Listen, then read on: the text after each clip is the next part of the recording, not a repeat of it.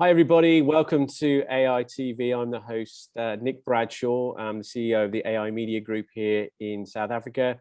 AI TV is Africa's dedicated streaming channel covering all things AI and 4IR on the African continent. And through the course of the year, we do a series of interviews with global, regional and local thought leaders in these topics.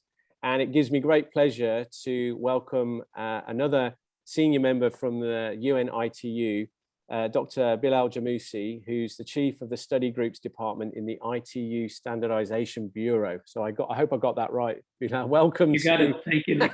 Welcome to AI TV. It's great to host you. We're doing this virtually, obviously. You're in mainland Europe. I'm down at the bottom of Africa, but through the power of technology and standards, we're able to communicate and do the interview today. So one of the big topics that you're involved in is obviously standards, and standards are developed globally to make these various technologies that we take for granted work seamlessly across the world. And right now you're just almost on the eve of the Global Standards Symposium. Do you want to tell our viewers a little bit about GSS and what you guys are going? Because this is a big conference, right? It is. It's a symposium that we organize once every 4 years, just the day before the World Telecommunications Standardization Assembly. The symposium took place for the first time ever in Johannesburg, South Africa, actually, in 2008. That was the first edition of the GSS. That's interesting. And I was there, but not on the ITU side. I was actually with Nortel Networks at the time and representing the private sector in that GSS. Today's GSS, or the GSS we'll have on Monday, the 28th of February, the topic is international standards to enable the digital transformation and achieve the Sustainable Development Goals. This is a topic that is on the agenda of almost every policymaker, especially in Africa. And this year in our program, we actually have a number of African ministers speak at the event. The opening keynote will be by the Tunisian Minister of ICT. We have the South African minister speaking about digital health, and the Minister of Ghana speak about sustainability and the SDGs. A minister from Argentina speaking about topics of smart cities, etc. So we do have policymakers who are very much interested in the digital transformation, because the digital economy is really a very important aspect of growth in Africa and around the world. And it is the intersection of information and communication technologies, which is the baseline for ITU, with other verticals: healthcare, transportation, finance, smart cities, sustainability, and the environment. And that's what the GSS program was created this year, and centered around having these various sessions with particular focus, one on financial inclusion, which is something that started in Africa with M-Pesa in Kenya, but now is a much broader offering. And COVID-19 has put a lot of emphasis on the importance of digital financial services and mobile finance. We have another session looking at AI for health and the importance of using AI as a means to really supplement and provide citizens around the world, especially when they don't have access to doctors, with diagnostic applications that are validated by ITU and WHO. We have a focus group working on that, and this session will focus on that. AI for road safety. Accidents are the #1 cause of death in the world. But intelligent transportation systems and collecting data about the accidents and using AI and machine learning would help countries around the world reduce the number of fatalities. So we have a session dedicated to that, and it's keynote by the UN Special Envoy on Road Safety, Mr. Jean Todt, based here in Geneva and the president of FIA. And he will talk about how data collection in the case of accidents is important in saving lives in the future. You know, data like where the accident took place, the driver, the car, data about how quickly the emergency response came. That sort of data helps, especially in medium and low-income countries, helps the policymakers pinpoint the areas that need attention.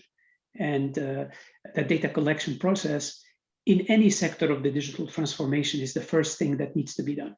And this is currently either not being done or not easy to do, especially in developing countries, especially in Africa. And putting an emphasis on the need for data collection is the first step towards AI. We cannot speak of machine learning or artificial intelligence until we have enough data. It doesn't have to be personal data. I mean, like the accidents and so on, it's about the location, the car, and so on. So it's not necessarily personal identifiable data, but it's general data about the various physical world that we have around us. And to be able to twin it, to have a digital twin, we need to have either Internet of Things or other means of data collection to allow AI and machine learning to work on those problems. So that's where GSS is centered around this digital transformation and also achieving the Sustainable Development Goals, reducing poverty, having better water systems, SDG number 11 on habitat, so smart sustainable cities, and the 130 data points that we collect in one of our standards on the key performance indicators, something that we've deployed in more than 150 cities around the world, and how that's important for Africa, also in getting more cities to apply the ITU standard on key performance indicators for smart sustainable cities is a good starting point to do a benchmark of the city, identify the weak points, the strong points, and then develop a master plan to go forward. So those are the key topics that we will be discussing in GSS in various sessions. And we're very also pleased to have Her Excellency, the Ambassador of Estonia on digital affairs to be the chairperson for this symposium. We also have the participation of the 3 international organizations for standards, the ITU, ISO, and IEC. They're all based here in Geneva. So the 3 heads of those organizations will have a conversation to kickstart the symposium on the interplay and the convergence and the collaboration between the 3 international standards development organizations. So we're hoping that the report and the conclusions of GSS will serve as a good starting point for the assembly, the World Telecommunication Standardization Assembly, where the chair will present this at the opening plenary, the conclusions of GSS. So Nick, this is quick overview of GSS, who's speaking, what we're talking about, and how this will have an impact, not only in Africa, but globally on the digital transformation and the SDGs. Well, look, I mean, first of all, it was interesting to hear that the first meeting was organized in Johannesburg. That probably come as a surprise, perhaps, to people, but also that there's the significant African representation at the event, which is obviously great to hear as well. I mean, being a fellow event organizer, you know how hard it is to get people to come together, and obviously the caliber of the delegates and the speakers that you've got are very significant players in the industry. I mean, we have a relationship with AI Media and the ITU AI for Good program. And an interesting development last year was that you actually launched the Innovation Factory program, and we helped ITU do a localized version of that for Africa. Do you want to tell our viewers a little bit about the Innovation Factory Challenge, because we're going to be running it again this year with the ITU? Yeah, sure. Just one point also about GSS, it started in Johannesburg and continued last edition in Tunis, in Tunisia. So Africa has been actually the host of 2 GSS, 2 symposia, the first one and the third one. And this time, the 4th one will be in Geneva. UAE hosted the second in Dubai in 2012. Just to say how important standards to developing countries and how Africa and the Arab states have been hosting the last 3 World Telecom Standards Assemblies and GSS because of the developmental agenda in their participation in standards. But back to your question on the Innovation Factory, this is really a way for us to bring those innovators and young startups and small and medium enterprises who are innovating with small investments in terms of capital, but very large investments in terms of intellectual property. And this is the leverage that Africa can play on, because we don't have to put so much capital in hardware and buildings and so on, but targeted investment in good ideas and top talent could serve as a way to propel the continent forward on AI and machine learning, especially as we work with policymakers to make the data available. When the data is available, these young innovators and the Innovation Factory that we host in the AI for Good Summit serves as a mechanism to connect the players and do the pitches that are needed to tell the story of what is being developed and how it's being developed, and maybe open the door for interplay and exchange of best practices between various innovators around the world. So it is part of the bigger strategy we have in the ITU on the AI for Good, where in addition to the webinars and the sessions we host for dialogue, we have this Innovation Factory to try to help young innovators pitch their ideas and really connect innovators from not only one country, one region, but globally. And of course, after this, the next step is our focus groups. We have a number of focus groups that are created within the ITU study group structures to continue the dialogue on, for example, IoT and AI for agriculture. And one of the main SDGs, reducing hunger, is by having better food production. And if we, in Africa, for example, have more data about the soil and the crop and the irrigation system through IoT devices, as well as drones and satellites, nano satellites that orbit the continent, that data will help us produce more food in the continent. And so these are examples of how this AI is not a dream or something that is really avant-gardist. It's not about robots. It's really about solving the SDGs, the 17 Sustainable Development Goals that are just around the corner. 2030 is not far away. And all of them are goals for humanity, for people to have a better life, to have access to water, to food, reduce poverty, have a good habitat. And we have a strong belief in the ITU that the AI could serve for a good purpose. And that's why we branded it AI for Good. And these focus groups that I was mentioning are working in many areas of AI for X. So I mentioned AI for IoT and AI for agriculture. We have another group working on AI for natural disaster management. With the combination of satellite imaging and the IoT, many of the natural disasters could be detected quickly. A quick reaction system could be put in place, a mitigation plan, and so on. And we have a focus group where we work with WMO, the World Meteorological Organization, and UN Environment to put in place best practices, APIs, to tap into that data, natural data, satellites, and IoT, and be able to better manage natural disasters. We probably are aware of the focus group on AI for health, where we work with the WHO. The one on agriculture I mentioned, we work with the FAO, to say that this journey of AI is a collaborative journey. It is a collaborative journey of the digital ICT experts and the domain experts.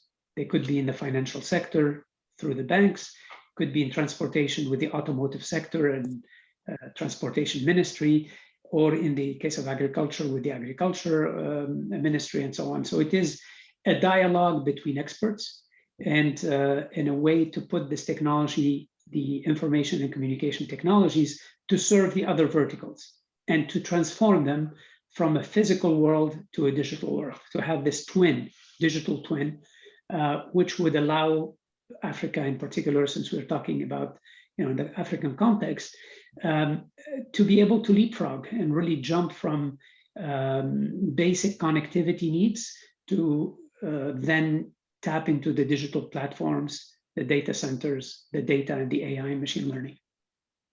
Now, I mean, it's quite fascinating how the ITU has evolved, even in this last sort of 2 years with the COVID challenge that we've all had to embrace and adapt to.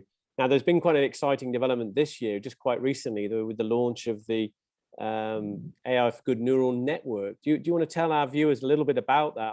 I've joined it, and I've made a contribution and put my profile in there, and I've already had messages and people wanting to connect. Do you want to tell people a little bit about that?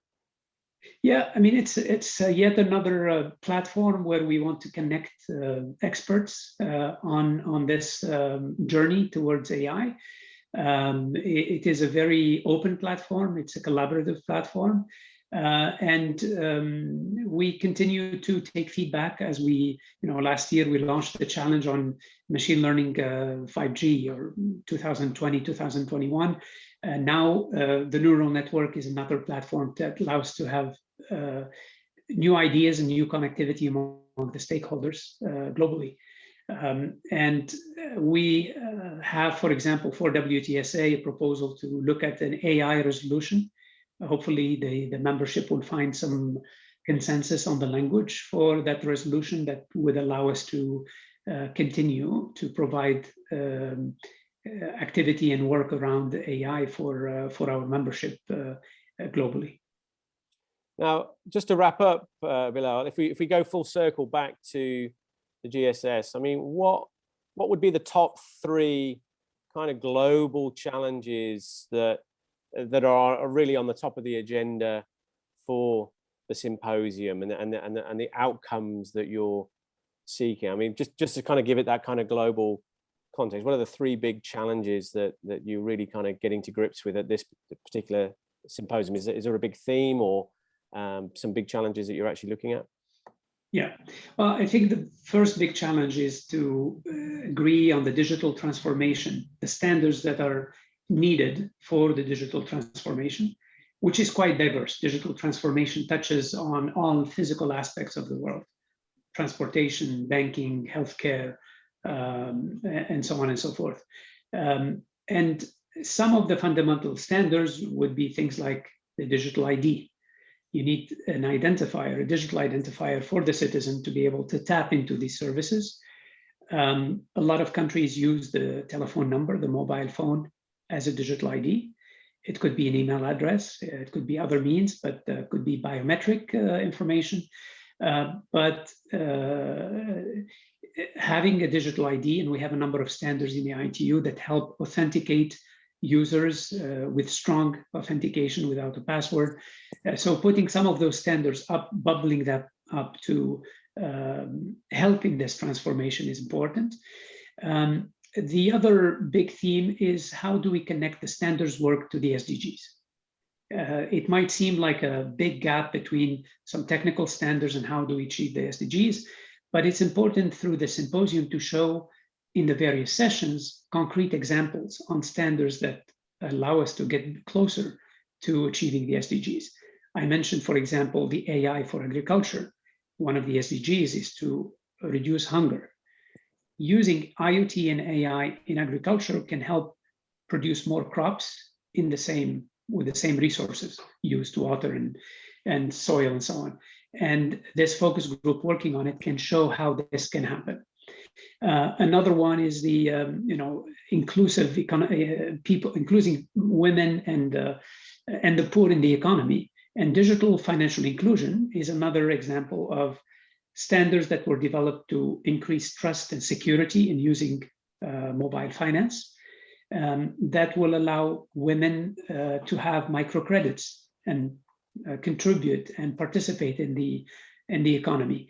So the GSS will try to bring those examples up and to the policymakers and to the other standardizers, so that the assembly can take stock of this and hopefully produce the resolutions that would allow us to entertain this work in the next few years. I think one of the big interesting challenges, particularly around global trade, now we have the African Free Trade Agreement in place. I was talking to a member of the UN about how we could make, using standards, cross-border movement of goods and services so much easier. As someone that's actually traveled the length of Africa overland and gone through multiple African borders, you know how hard it is to for one truck to get through a border crossing in many African countries can take days sometimes.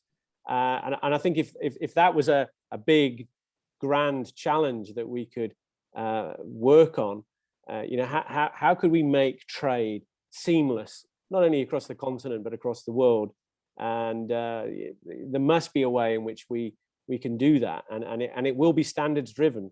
So I look forward to the day when we can perhaps you put that out as a challenge.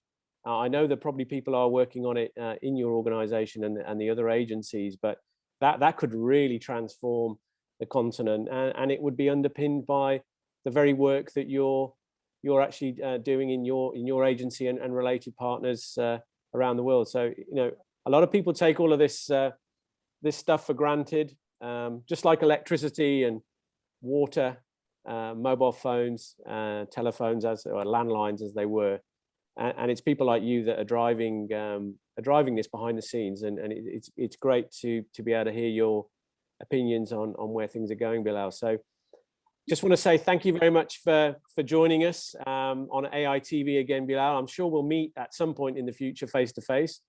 But it's been great hosting you again on AI TV, and we look forward to the next conversation later in the year.